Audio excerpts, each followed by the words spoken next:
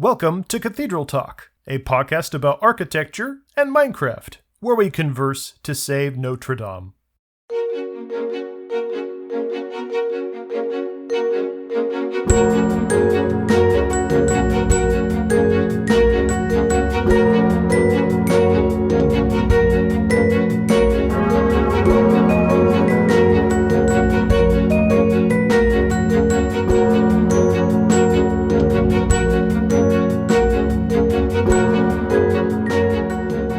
Why is the first topic on our list Chitty Chitty Bang Bang? Okay. That doesn't feel in theme at all. I think by now the audience should be aware that we tend to meander quite a bit.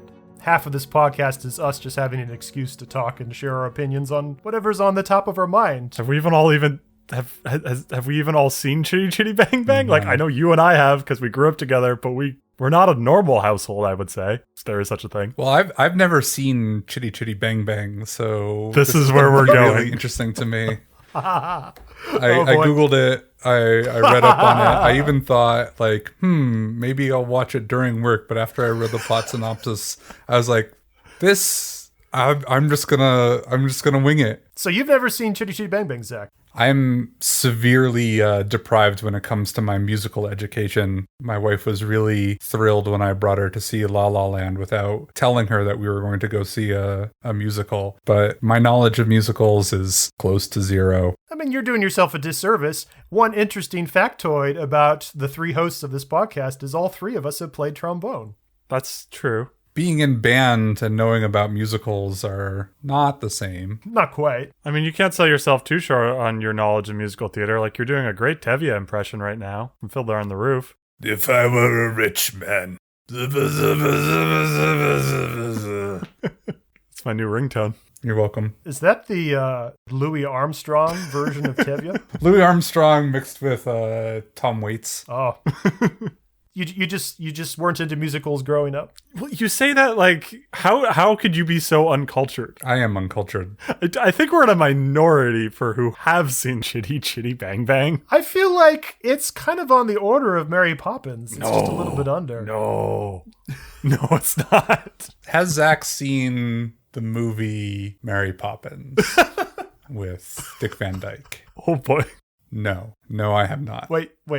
No, back up. You haven't actually seen Mary Poppins, for real? I've seen a stage production of Mary Poppins. Is this an aversion to musicals, or it never entered your life for some reason? I mean, I've seen Sound of Music, seen The King and I, I've seen Guys and Dolls. I haven't seen like the 50s era's musicals, which I think are the musicals that people think of when they think of musicals. They don't think of the producers. They don't think of South Park the movie. I would say that you are selling yourself too short, and Tom is an idiot for thinking that Chitty Chitty Bang Bang is a commonly seen movie. I'll just assume you're correct that most people don't know it, so I should probably give a little bit of a rundown as to the nature of the plot, because I need to describe some issues with the plot in this movie. Why? Because my toddler son has watched this movie every day he's come home from daycare for 2 months. I mean, okay, we don't show him the whole movie, but he wants to hear the song over and over and over again. And I mean, we try to restrict his screen time, but we at least let him listen to the songs. And then usually on the weekends, we let him watch parts of it again. And so I know this movie down cold. But I mean, I think a lot of our listeners are hearing you describe your child listening to music from a movie over and over and over again and being surprised by that. They're hearing you be surprised about it. And they're like, oh, he's a first-time parent. It's not that I'm surprised that he's going to listen to it. If it wasn't Chitty Chitty Bang Bang, it would have been something else. So here's the thing with Chitty Chitty Bang Bang, for people who haven't seen it before. For the first half of the movie, Chitty Chitty Bang Bang is this old broken down rust bucket car that doesn't work, that kids are playing with in a garage. And the owner of the garage is trying to sell it. And he says, I'll sell it to your father, kids, but he has to pay me a lot of money for it, 30 shillings, I think. And the kids say, great. And so they go home and they tell the dad, and the dad's like, well, yeah, we'll try to do that, although I don't have any money. And so for the first half of the movie, Caractacus Potts, their dad, the inventor, is trying to find ways to raise money to buy the car. So this is all very normal, real world. He does very normal things like sell little candies that make music to a factory, and then a bunch of dogs attack the factory and it's all his fault. So, very normal things. Yes, very normal. Yeah. And then when that doesn't work out, he's feeling pretty down in the mouth. But then he sees a fair. He decides to use his haircutting machine that he invented on a random chap. It turns out to give him a bad haircut. The guy threatens to murder him. And then he runs up on stage and does a song and dance routine, which is so popular that he earns a lot of money to buy the car. This is where the plot thickens. Did you write this down? No. Okay. He's just heard it like 1,000 times. You have no idea how much thought I have put into analyzing the plot of Chitty Chitty Bang Bang over the last 2 months. So welcome to Tom's Therapy Corner. Oh, and by the way, I should have mentioned for the first half of the movie, like in a Hollywood fashion, he and his kids keep bumping into this love interest of his, who he does not get along with at all for the first half of the movie. Her name is Truly Scrumptious. When Caractacus Potts buys the broken down car, that's the point where he fixes it all up, makes it look really great, makes it working again. The kids are excited. By the way, they've named the car Chitty Chitty Bang Bang because that's the sound it makes. Long story short. Very, very long story, not short. Maybe medium? Long story, medium. Maybe. I'm assuming it's like a 90-minute movie. No, it's 2.5 hours. It's a 2.5 hour. It is ridiculously long. Child's movie. But we haven't elapsed nearly that long. No. I'm almost done. I'm really getting there, okay? This is my issue. So you get to the point where Truly Scrumptious's car is broken down. And then they decide to convince her to go on a picnic with them to the beach. And for some reason, she says, okay. So they're at the beach, and Caractacus Potts basically starts to tell a story to his kids. And he makes up this fantastic story about these adventures that he and his kids and Truly Scrumptious. He just makes up this fantastic adventure involving pirates and an Eastern European country. I have no context about why that's funny. And then he starts talking about the fantastic things that his motor car can do, like floating on the water, and spoilers, the car can fly. I don't think you need to worry about spoilers for Chitty Chitty Bang Bang. From that half of the movie and on, everything is this story that he's telling. And they all still have these adventures in the car, and it turns out like the car can do all these fantastic things. And by the time the story is over, they have all been sort of rescued by Chitty Chitty Bang Bang from the pirate's castle, and the car flies them home just as they've sort of set off a revolution in this Eastern European country. There is no common thread to anything you've described about this movie. I do not understand how I've seen this movie. I do not understand how these vignettes go together. Okay, well, anyway, throughout that whole second act, that's the entire point where Caractacus Potts and Truly Scrumptious are sort of starting to like each other. They're starting to sort of see eye to eye. Oh, I see where this is going. Oh, no. And then at the end of all that, the story is over. And then the children are like, and then Daddy and Truly were married, weren't they? And then he feels all awkward about it. And she's just like, yeah, is that what happens? Like she's all really into it. Remember, though, that this story happened right after the point where they were so like kind of really annoyed with each other all the time. The movie pretends that throughout this whole time, all of those events that occurred between them really happened. In the middle of the story, there is a point where Truly Scrumptious goes off on her own, starts singing about how she really loves Caractacus Potts, all in the context of this story that he's been telling the whole time. It's like he's telling a story of her singing a song about him, that she actually loves him.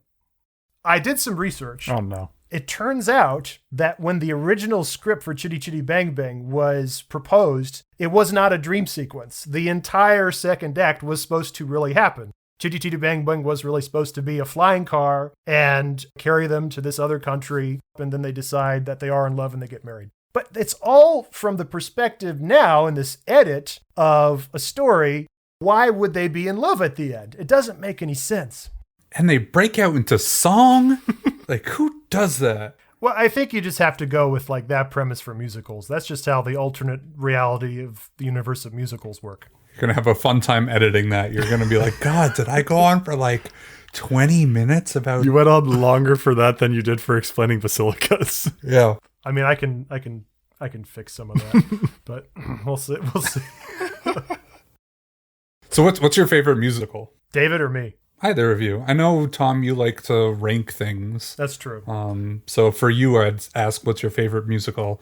And for David, I don't know if you have the same compulsion to rank that Tom does. So I would just say, what is a musical that you like that comes to mind immediately? Let's let David go first. Go ahead, David. Tom does like to rank things, and he makes my brain work that way too, not by choice. Probably the one that comes to mind first when I think of my favorite musicals would be Fiddler on the Roof. It's a good musical. It is a good musical. It is a good musical. I like Hamilton too. Like everyone likes Hamilton. But if we're setting that aside, yeah, I understand you don't have to put Hamilton aside, but that's too obvious and boring of an answer. For me, my top 3 musicals in reverse order, and I would say that I haven't Zack thought. of Notre Dame. We're not including Disney movies here. We're not? Why not? Disney movies are not in the same vein as a stage musical. So in reverse order, I would say, you know what? Go. No, I want to hear it. Number three. Number 3 is Phantom of the Opera. Dun, dun, dun, dun, dun, dun. Okay, so you have seen that one. Good for you. I saw a stage production of it Yeah. So have we. at the DCPA. Well, I mean, it was originally a stage production, so that's good, the way to see it. That's good. I then saw Phantom again in London when I was studying abroad in my first or second week there, and I decided that I needed to see as much theater as possible. 10 minutes into it, I realized it was a mistake because I'm here for new experiences, and I know this way too well to get much enjoyment out of it if I'm looking for new things. I also bought nosebleed seats, which was terrible. Well, my second is the same as David's first, Fiddler on the Roof. Fiddler on the Roof for all the same reasons. Excellent musical. And I'd have to say my number 1 top musical of all time is Camelot. Camelot's good. Yeah.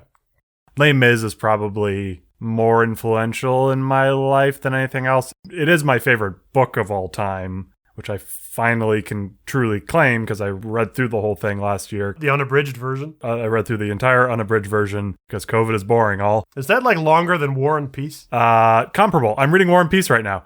It's worse than War and Peace, though. How are you even my brother? I read so little and you read so much. It's true. War and Peace is very dialogue heavy, which makes it pretty readable.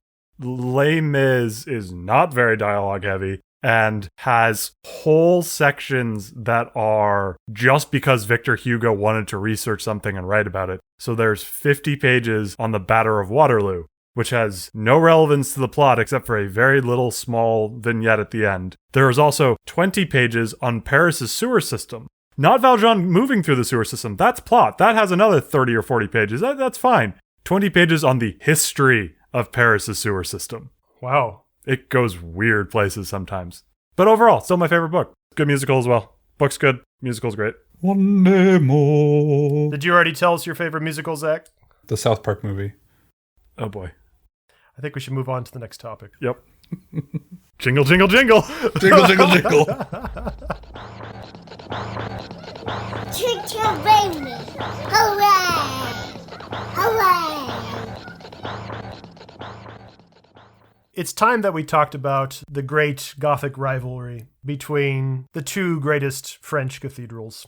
I think the first one at this point needs no introduction. The Cathedral of Notre-Dame in Paris. People know where I stand on Notre Dame. Arguably one of the finest cathedrals in the world. But then there is another cathedral that many say is the greatest Gothic cathedral ever built. The cathedral that I'm talking about is Chartres. Are you going to make us try to pronounce it like that every single time? It's such a hard name to say. I don't think that's quite right. I can't do the R's just right. When the first time I was in France, I wanted to go see Notre Dame and Chartres.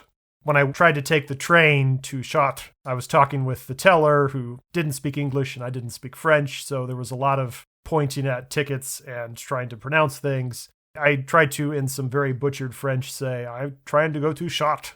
She says, where do you want to go? And I'm like, Chartres. She's like, Chartres? And I'm like, Chartres. And she's like shrugging her shoulders. And then I finally just spell it out, these words. And she's like, oh, shot. I'm like, yes, shot. I'm like, I cannot tell the difference with how I just said it now versus how she said it. But clearly, whatever I'm doing is wrong. And I'm sure there are at least one or two people listening to this podcast who know a little bit of French who definitely can understand the difference. So I apologize to you, whoever you are. So the Cathedral of Chartres was built just a little bit after Notre-Dame.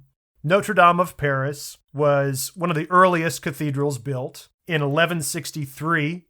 Chartres was started in 1194, just about 30 years after. So these are very contemporary churches. A lot of these great French cathedrals were all built really in sort of northern France within really a very similar time frame, late 12th century, early 13th century. We're talking about the two Gothic cathedrals that are most highly regarded. Is Gothic an important qualifier there? Yeah, there are lots of different styles of architecture that cathedrals use around the world. There's Romanesque cathedrals, there's Norman cathedrals, there's Baroque cathedrals, there's just modern cathedrals, So we're doing just really a comparison right now of different Gothic churches. Do you have non-Gothic cathedrals that you think are similar in caliber and potentially even better, or at least close to Notre Dame? I mean, as a side tangent there, Gothic architecture is my favorite kind of architecture. So for that reason alone, these will be right at the top of any list that I make that just includes Gothic or includes cathedrals altogether. There are a few other cathedrals I would probably put on that list. I really love St. Paul's Cathedral in London, which we're definitely going to talk about a lot more sometime. And that is not Gothic. That is sort of a Baroque, neoclassical kind of cathedral. Very, very different. And actually, we will talk a little bit about that today. For now, we're really going to focus on just Gothic architecture. Does that make sense? Yeah, though you should define what makes Gothic Gothic. Okay. So, as a brief rundown, what makes a Gothic church Gothic? There's really, I'd say, 4 elements. The first is that the arches of the church use pointed arches rather than classical semicircular arches. And pointed arches are not only, a very different aesthetic visually, but they're also structurally much better at bearing higher loads of weight at higher altitudes. So they were an engineering innovation as well as an aesthetic innovation as well. But also, Gothic architecture makes use of things called flying buttresses, which are those very strange, sort of spindly webs of stone that extend from the high walls of the church on the exterior that are used to brace up the heavy stone vaulted ceilings. And those stone vaulted ceilings are really the third element of Gothic architecture. They're usually called ribbed vaults, where they have sort of these interlocking, crisscrossing pointed arches. They're these heavy stone ceilings that need those braces of those flying buttresses to hold it up. And the last element, the fourth element, is stained glass, because there's no other type of architecture that really puts stained glass front and center. Really? That one surprises me. There are no other types of cathedral that prioritize stained glass? There's lots of different cathedrals out there that use stained glass, but really it's Gothic architecture is really where the innovation of stained glass becomes quintessential. Before Gothic architecture, there was what was called Romanesque architecture, or if you're in England, it's called Norman architecture. And that's all architecture that uses thick, massive walls to brace heavy stone ceilings, and there's no other real supports on the exterior other than these really, really thick walls. And what happens is you have very thin windows because of that. And there's no way to fit in much stained glass into those churches. But what Gothic architecture does is it really thins out the walls and instead puts these braces called flying buttresses. And those braces really enable lots of wide swaths of space to open up in the high exterior walls. And it's almost like the cathedral becomes more of a skeleton than just like this, walled structure. You can take the openings all around it and just fill it with glass. After Gothic architecture in the 12th and 13th centuries sort of became a thing of the past, other more modern types of architecture still use stained glass. But Gothic architecture is really the principal kind of architecture where stained glass was used to its fullest effect. So Notre-Dame de Paris is really the first time that the Gothic style is enlarged to such a grand scale. And remember that the Notre-Dame that was built in 1163 looks very different than the Notre-Dame that you and I see today for its final version. Final? You were saying we would hardly recognize it between when it started and the final version that we see today. I think we're going to come back on your word choice here about final. Poor choice of words. Yes, in my head, the fire never happened.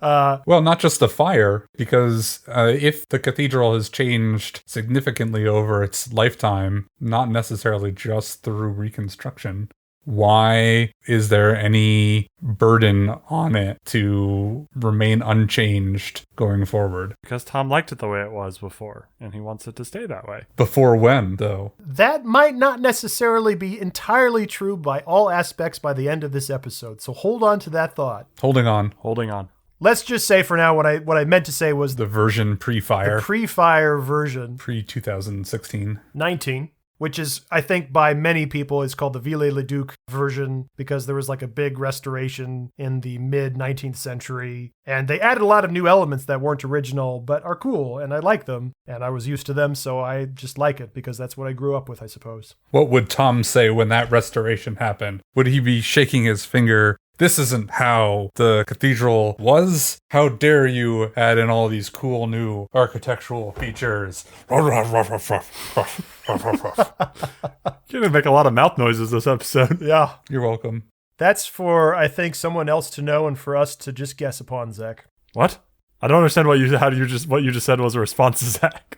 I think we'll just have to leave it to our imagination, Zach. We'll have to leave it to our imaginations what you think about things? No, what I would have thought if I had been living in the mid-19th century, if I had grown up with a different Notre Dame than I grew up with today. Gotcha. Right. The question isn't so much to get an accurate interpretation of what you would have thought. It's to analyze the thought pattern of, I don't like it when they change things, but you like the thing that has been changed. This sounds a lot like my relationship with meeting new friends while I was in college. Whenever new people entered into our friends group, I always disliked them for a semester. And then the next semester, once they were there again, it's like they were always supposed to be there. Like, okay, well, now I like you because you are a fixture, but now I don't like the next new people. But then the next semester I'd like those people, and this was a cycle. Man, I may have immigrated here to the United States, but man, these immigrants to the United States, who keeps on letting them in? Wait, that's a non sequitur. No, that made sense. I got it. That's perfect. I got it. Okay. I'm just going to move right past that and hope I can salvage that somehow. Transition. What? Let me talk. What I want to do is I want to just give a brief rundown of some of the similarities and differences of Notre Dame and Chartres. Like I said, both were built right around the same time, although surprisingly, Chartres was actually completed much more quickly than Notre Dame. Notre Dame happened over a much more gradual period of time. And I think part of that was because since Notre Dame was earlier, they were still kind of inventing how Gothic architecture worked. And so they were really having to try things, and then it didn't work out so well, so they did sort of redo them. A lot of Notre Dame was actually kind of redone mid-construction, whereas Chartres, it was built, and then it's good to go. So you have that sort of contrast right there. Is Chartres also in the middle of nowhere, or is it in the middle of a bustling metropolis? It's not a metropolis. I mean, I don't know the population, but it feels like a small to medium town. We're talking much bigger than where you and I are from. That's a low bar. Yeah, but it's still probably, I think, modest town is a reasonable description. I wonder how that factored into the construction where, Paris obviously was way smaller back then than it is today, but building it in the midst of, for that day, a bustling metropolis as compared to something that was probably approximately in the countryside. Yeah, I don't know. I wish I did. We've already gone over Notre Dame extensively. We've talked about how amazing the western facade is, the two towers, my favorite part of it. But what does Chartres have in contrast? Chartres is a very asymmetrical building, especially with two very different contrasting towers. In fact, I shared a slide presentation with you both, and if you don't have it open already, please open it now. And These are your photos? So most of these are my photos. Yeah, I've been to Chartres twice. Chartres, by the way, is the name of the town. It's usually just referred to as Chartres Cathedral, but actually, its official name is Notre-Dame of Chartres. Well, that's helpful. Yeah, I know. Most of the cathedrals in France are usually named Notre-Dame around this time. The only one that most people know by Notre-Dame, the one in Paris that we always talk about, the name stuck for, I think, a couple reasons. One, it's the most famous due to Victor Hugo's novel, Notre-Dame of Paris, The Hunchback of Notre Dame. But also, it's just Paris. It's the one that's going to get seen the most, so probably its name stuck. Whereas by any modern audience, the other French cathedrals, while their official name is also usually Notre Dame of whatever city they're from, like Chartres, most often people will just refer to them by the town they're from. So this is Chartres Cathedral. I want you to notice in these early photos that we're looking at right now, these are photos I took when I went to Chartres back in 2007. And I just want you to notice how rather old, aged looking the stone is. And especially as you make your way into the interior, the cathedral is very black inside. It's got all sorts of just stains from burning candles over 760 years. It's got oil residue. It's got just from constant use. It's so black inside. And I'd say the principal reason why people say Chartres is the best Gothic cathedral out there, and again, I disagree. A lot of experts will say Chartres is the best because of its stained glass. Chartres' stained glass is probably the most complete collection of stained glass that still survives from the original inception of the cathedral from the Middle Ages. And the reason is it just miraculously survived the World Wars. Notre-Dame in Paris lost much of its stained glass. So for that reason, Notre-Dame in Paris is definitely disadvantaged in terms of its quantity of stained glass. Well, it goes back to what I was saying before, maybe not in quite the way I intended, but the difference of one being in a major metropolis and one being in a significantly smaller place. I was referring to it more in terms of how it was to construct, but in terms of how much history it's going to experience, Paris has experienced a lot more history than probably most other places in France. Right. It definitely comes with pros and cons, right? I mean, being in Paris in any modern day, like right now, has big advantages. During the World Wars, Notre Dame would have been a target. Also, not only in the World Wars, but the French Revolution as well. In fact, actually, I probably should have led with that. Notre Dame was constantly vandalized during the French Revolution. It lost the heads of many of its statues because people thought they were supposed to be the heads of French kings. And, it's the revolution, so they had to desecrate that. And then there's something about assassins and creeds and Templar. I don't know. That all happened too, right? I have no idea what you're referring to. Let's just move on.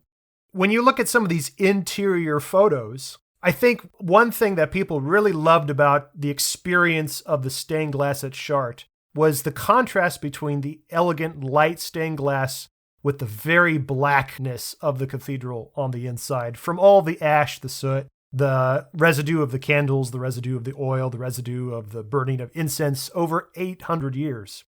So, in the past decade, the French government decided to undergo a major restoration of Chartres.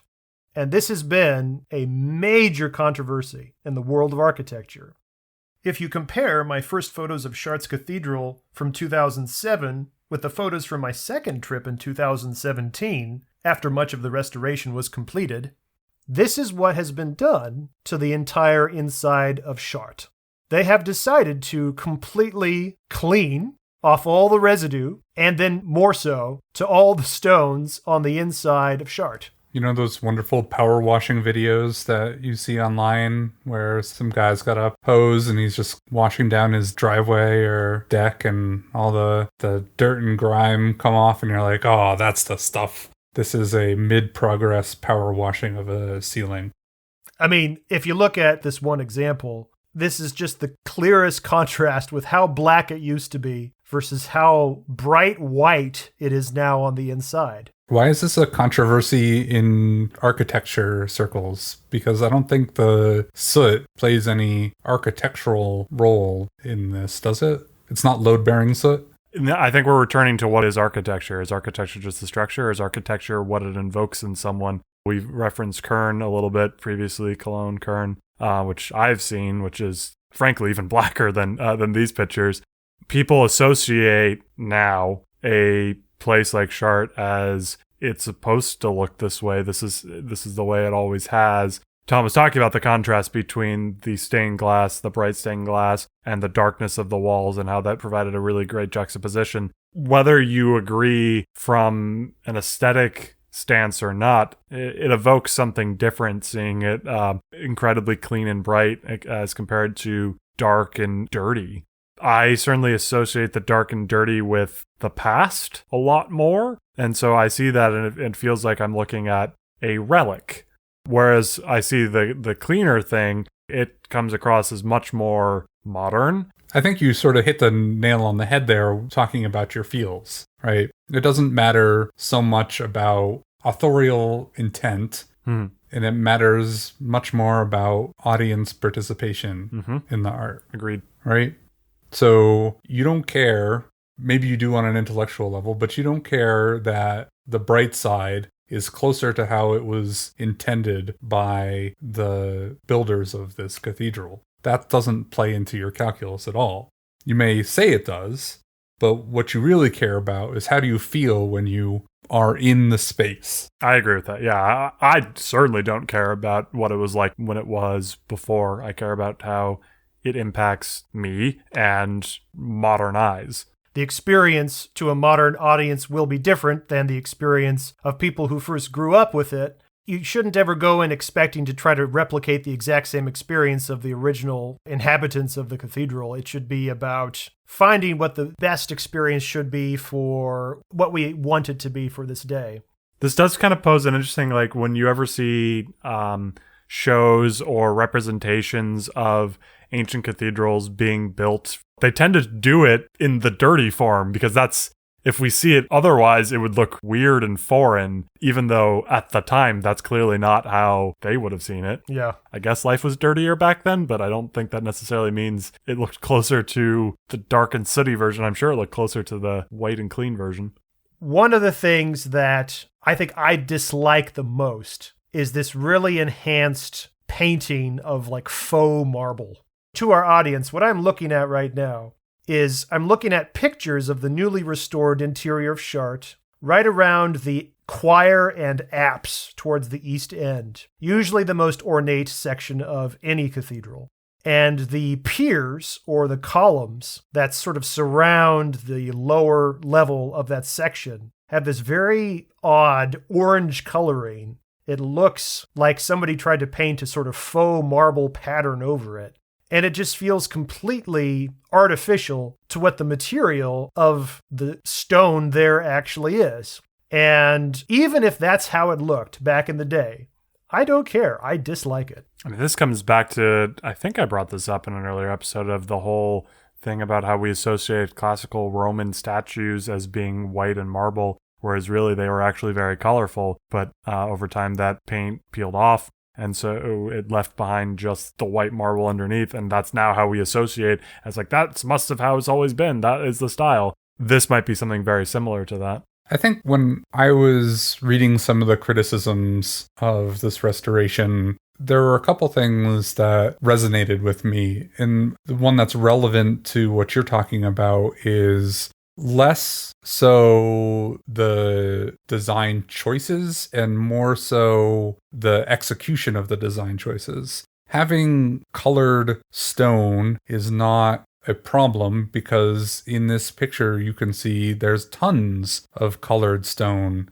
You are critical of this particular colored stone because of sort of the craftsmanship that went into coloring the stone. You have no problem with the blue colored stone. You have no problem with the floor, which is colored stone. You have a particular problem with this orangey, pillory kind of colored stone. Some of it is more passable for me, and some of it is less passable. I'm not a super fan of the blue stone either, but again, it's not as in your face, so I can kind of live with it.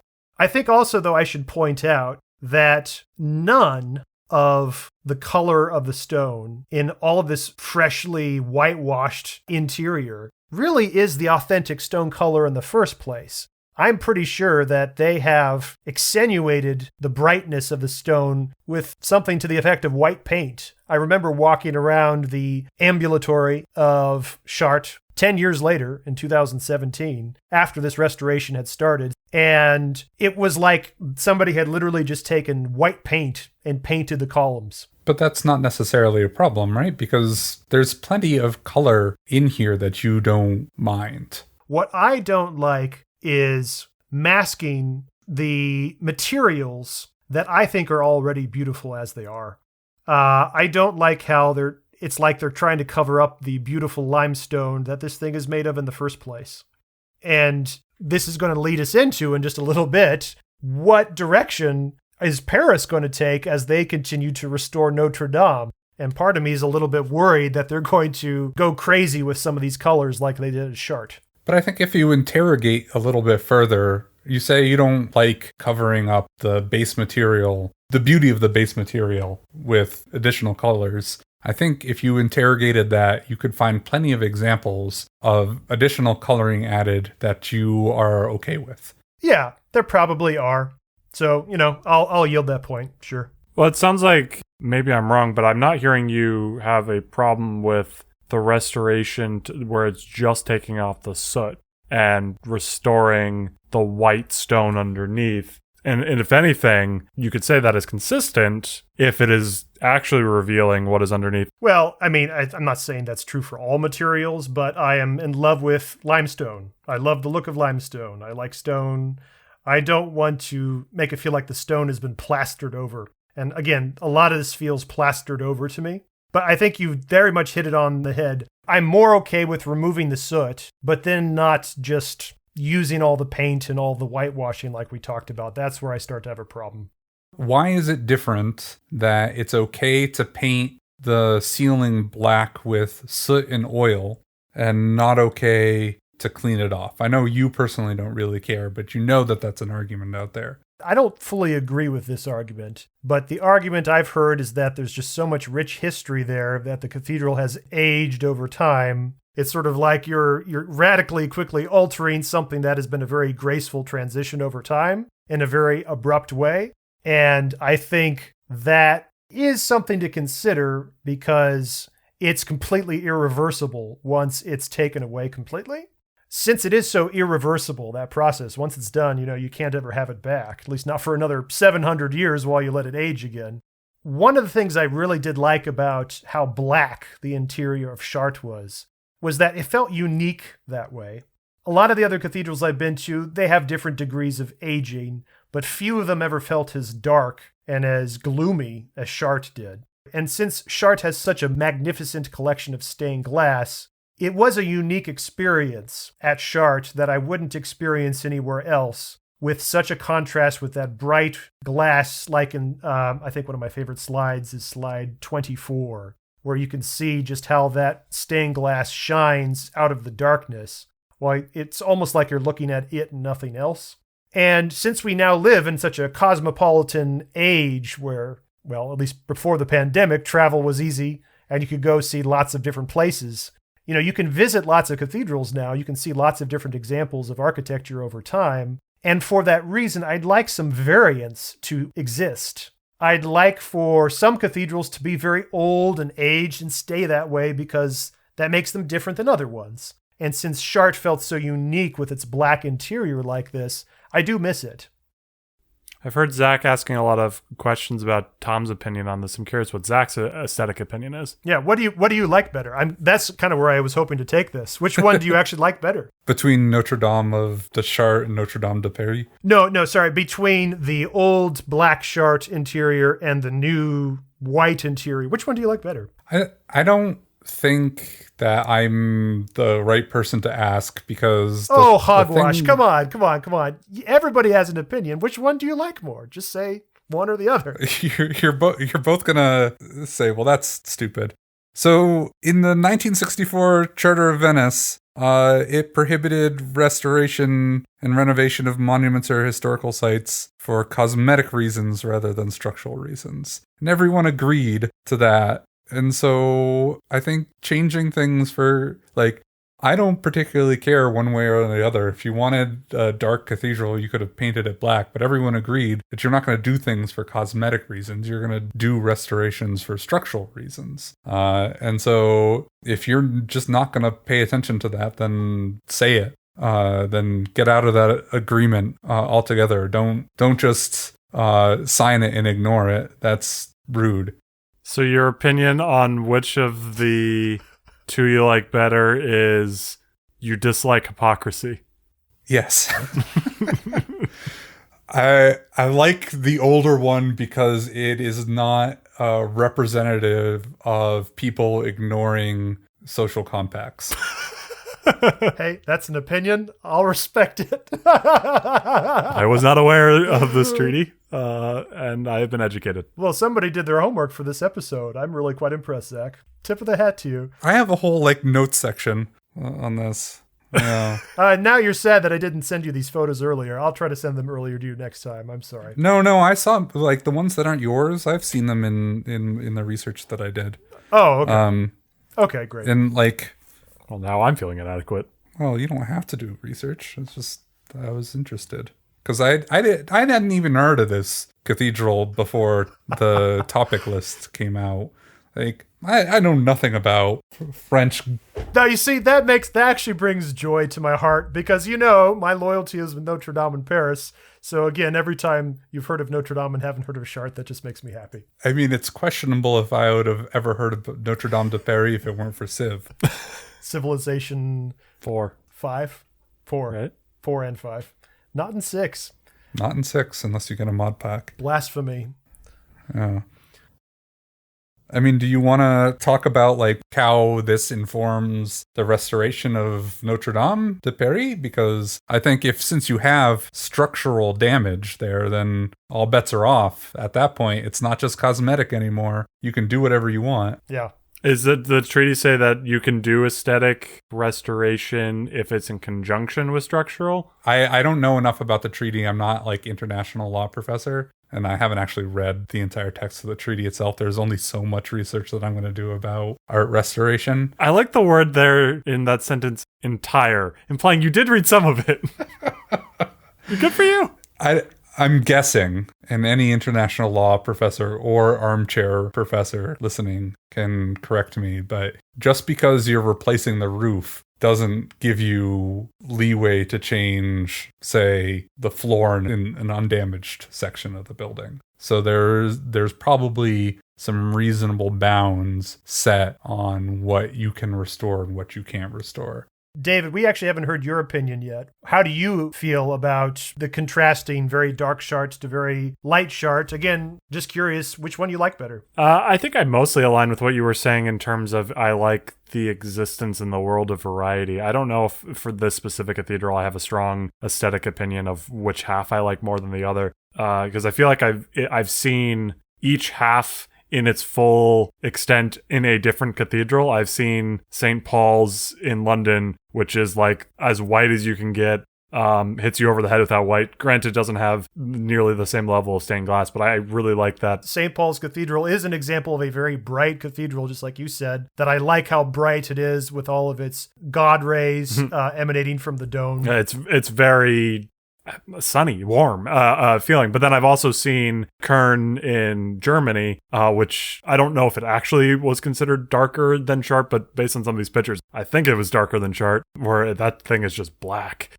Well, are you talking about the outside or the inside? Because I feel like from the pictures I've seen at Köln, the outside is, yes, as black as it can get. But I feel like when you look at pictures of the inside, it is surprisingly lighter on the inside than you would expect. You're probably right that the inside isn't as extreme, but the inside is certainly in this vein anyways, where right. It's the old aesthetic. It feels like you're walking through something that's hundreds of years old. Whereas when you're walking through either St. Paul's or what I assume the light sections, even just looking at these pictures, I don't see that as something that's hundreds of years old. And I like that feeling of that you're walking through something that is semi-ancient.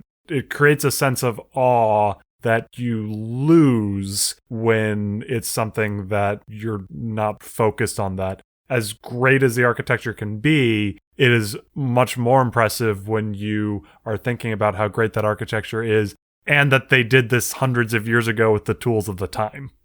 One of the bits of growth I made as a Minecrafter in recent years was through texturing. In Minecraft builds, learn to add a lot more variety of brick and block and stone to just, give a lot more contrasting variety, especially since most of my structures are all stone. I use all sorts of stone, andesite, stone bricks, cracked stone bricks.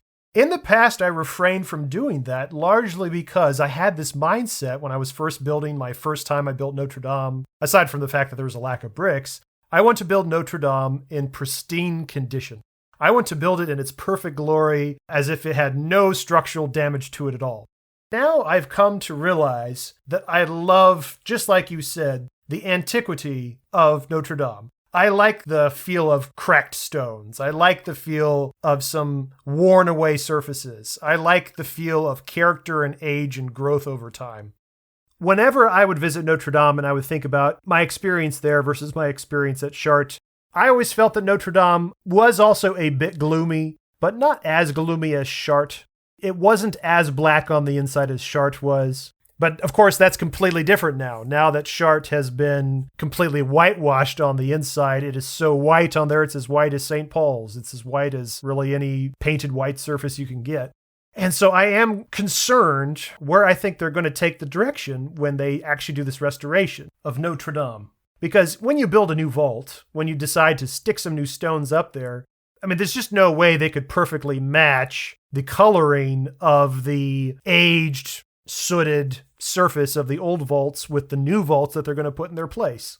I think it's more likely than not that they will do a pretty thorough scrubbing job on the inside. I don't mind a scrubbing on the inside so long as the stone is very prominent, so long as it's the stone that's at the forefront and not the plastering, the painting that covers it up. As an example of probably my preferred aesthetic, and no doubt I'm very biased because this is also from my hometown, the Washington National Cathedral.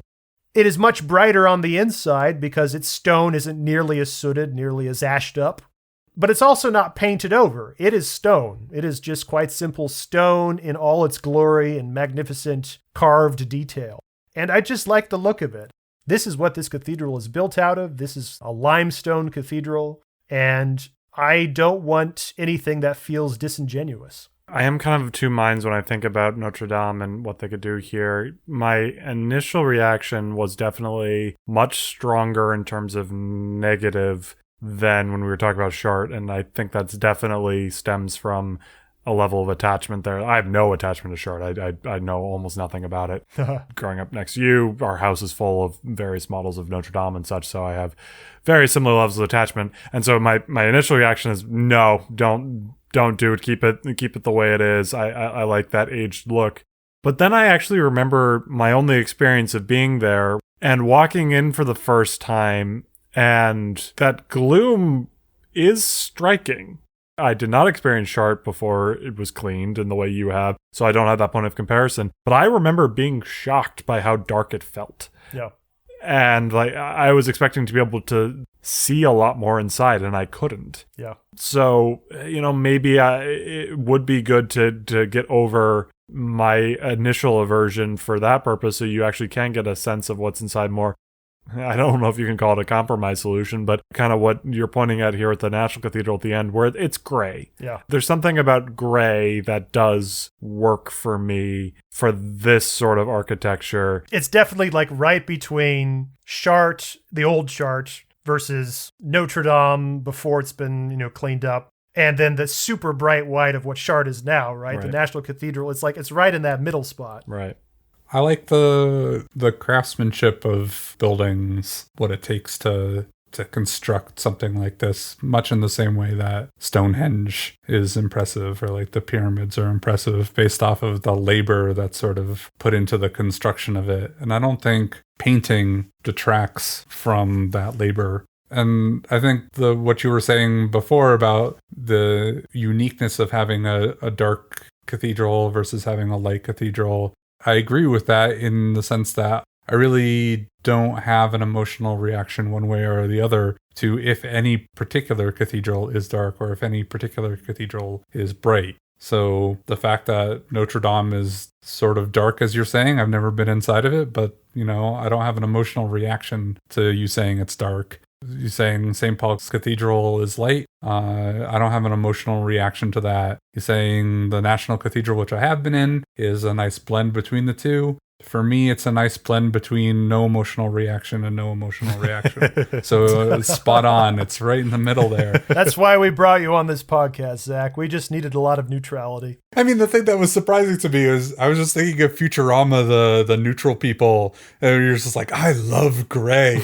Gray is such a wonderful color. It brings out so much of the grayness of the stone. I was just like, tell my wife I said hello. You should see how Charlotte decorated our living room, where she tried to make things match as much as possible, which resulted in lots and lots of gray. And the first time we tried to add anything of color in there, she was really concerned that was completely throwing off everything. And so we invited Tom and his wife over, and I was advocating we need more color. She's like, no, and my wife was saying, no, we've got plenty, and pointed it to Tom and his wife, and they immediately said, yeah, this is a very gray room. There is no color in this room. So you guys obviously have a strong attraction to gray, but I think the thing that I like the most about both the black and the white is that they interact with the stained glass in different ways. So the stained glass in a dark area, you can only see the colors from the glass itself, and it's very striking if the photos are to be believed. One thing I like about National Cathedral, and one thing I like about my living room that has a nice prism hanging from a window, is that the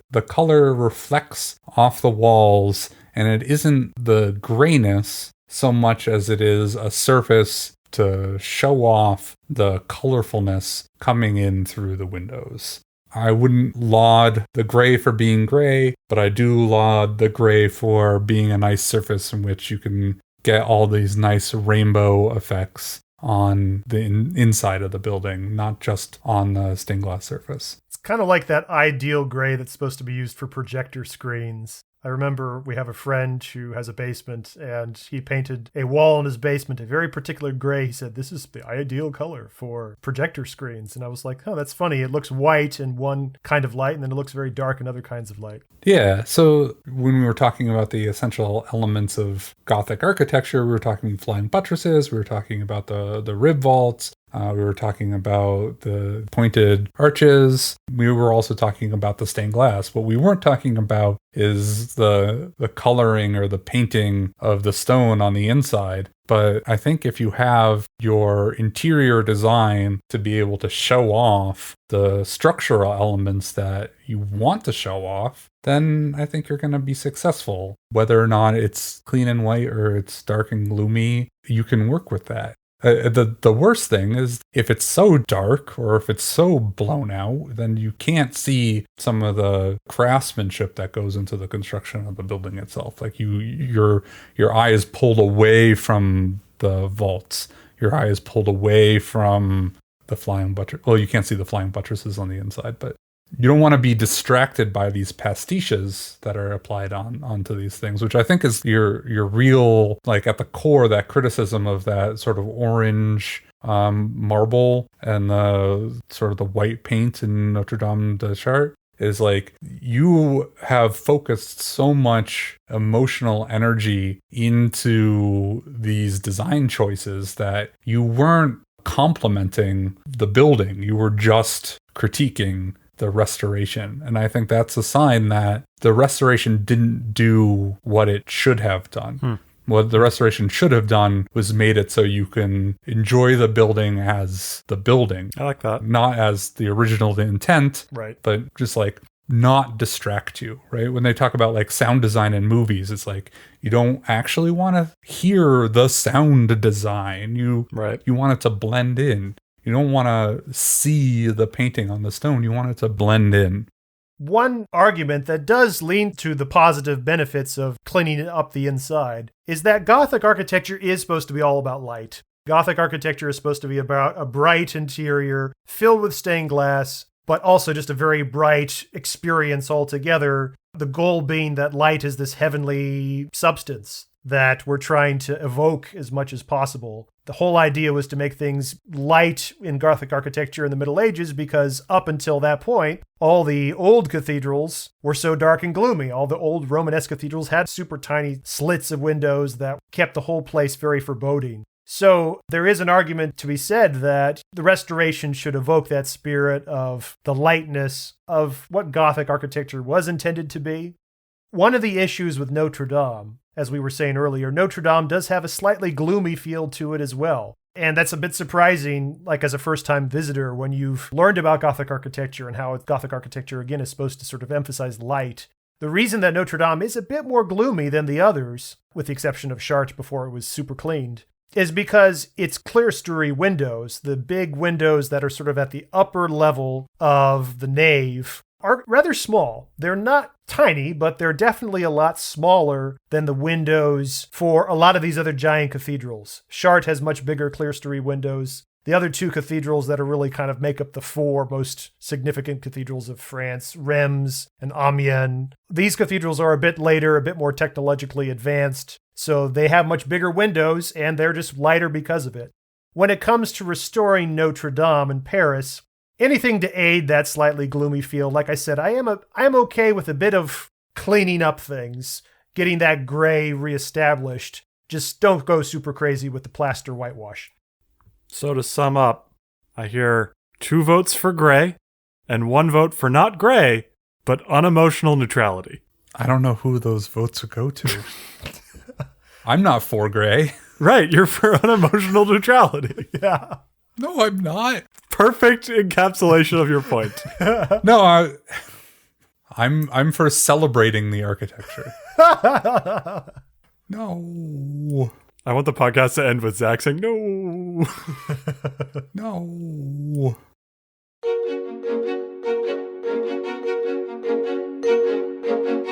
That's it for now. Check out our podcast website at cathedraltalk.fm. There you will find many architectural visuals and Minecraft goodies. If you would like to support our efforts here at Cathedral Talk to aid in the restoration of Notre-Dame, please use the direct link on our website to donate to friendsofnotredamedeparis.org. Friends of Notre Dame is a non-profit organization that is leading the international fundraising efforts to rebuild and restore Notre Dame Cathedral. By donating to them through the link at cathedraltalk.fm, we'll know that our podcast is reaching new patrons. As our own Minecraft project progresses, we'll be sure to share plans, screenshots, and videos for your own visual palette. Good day and happy building.